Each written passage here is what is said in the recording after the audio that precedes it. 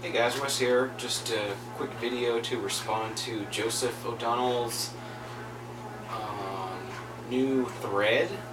Came up with some 6 good questions here, so we'll get right to it. What turntable do you have? Well, let's go ahead and move the camera here. Alrighty. This is it. It's a Technics 1300 Mark 1. It's a direct drive. It's got an aluminum cast aluminum chassis. Has the same motor as the 1200s do, but it doesn't have the slider for the pitch. Just has these little knobs right here for the pitch and 3345 switch here.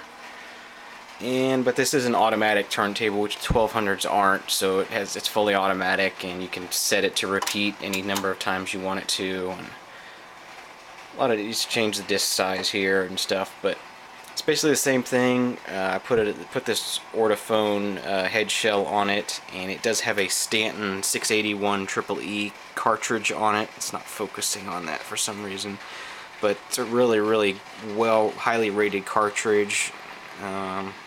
They run about $150, so it was a good. I found this whole setup at minus this head shell. I had a different head shell on it at the Salvation Army, and I paid like $5 for it. So it was a really great find. His anti-skating dial there, and really nice turntable. Just thinking about maybe upgrading it in the future, but for now it works pretty good. I think I definitely do want to upgrade my preamp at some point. Right now I have a pretty cheap Behringer preamp that I bought at Best Buy. Okay, hopefully it's still set up. Second thing, do I play an instrument? No, definitely not at all. I mean, I play guitar here now and then, but even that I play it on easy, and I'm still pretty terrible at it. So no, don't play an instrument. Tried to learn the piano at one point, and I was really young, and I just didn't have the patience for it. I think if I did learn how to play an instrument, it would take away some of the magic of music for me. You know, it's kind of magical to see people take a piece of wooden steel and make amazing sounds come out of it.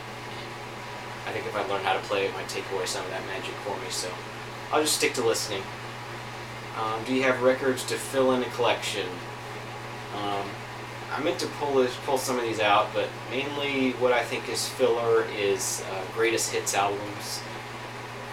I get them because they're usually plentiful and cheap, but as far as listening,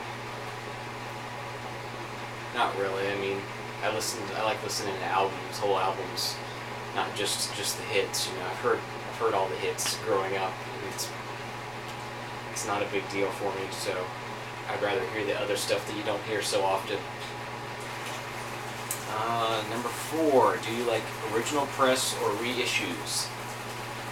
I have to say, for the most part, I like original pressings because they're usually cheaper, unless you know, it's something that's so valuable that a reissue is cheaper, then I'll go for the reissue. But for the most part, I like the original. You know, how it came. You know, used album that somebody's had in their collection. You know, it's been around a little bit. Has some, you know, might have some knocks and bangs here and there. It's been through, you know, some things, and it's just more unique, I guess. Number 5, do you collect 7-inches? Not really. I don't know, there's probably 30 or 40 of them here. Not really. This is all I have. If I'm somewhere looking through albums and they have a few 45s, I'll look through them just to see if there's anything there I want, but I don't really seek them out. I like have full albums, basically, but occasionally there's a 45 that'll have a song, you know, an unreleased song on the backside or something. I'll get that. Since this is Joseph's thread, this is my one Beatles 45. This is the Free as a Bird that was released with the I'm not thinking of this. The anthologies were released, so this has got Free as a Bird and Christmas Time is Here Again. So that's my 45s. Um, and no, last question. What made you start collecting? I'm not sure how old I was. I was probably maybe 12 or 13, and I was at a flea market one time and just happened to stumble across somebody selling records, and I think I just ended up buying some records. I bought like, I think it was Pink Floyd's The Wall, and there was a Village People album, and I'm trying to think of what else was there that I bought. There was an Eddie Murphy album in there.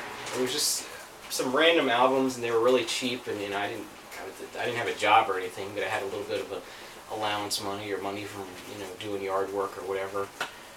So I just bought a few albums and just started getting into them. And I don't remember if I had a turntable at the time or I used my mom's or something, but somehow I ended up with a turntable or some sort of record player and listened to them. And then just things started rolling from there. I got inherited records from my grandparents, inherited their collections, and then when I got a job, I started visiting record stores and thrift stores and stuff, and was able to buy records and buy a better turntable and things like that. So that's pretty much how it started. Just found some really cheap when I was really young, and I liked the large format artwork, and I just liked the idea of vinyl, and it's a little bit different, and maybe it's a little bit of a love for something that's sort of looked down upon these days, But I guess that's what I have to say. Thanks for the question, Joseph, and see you next time. Bye.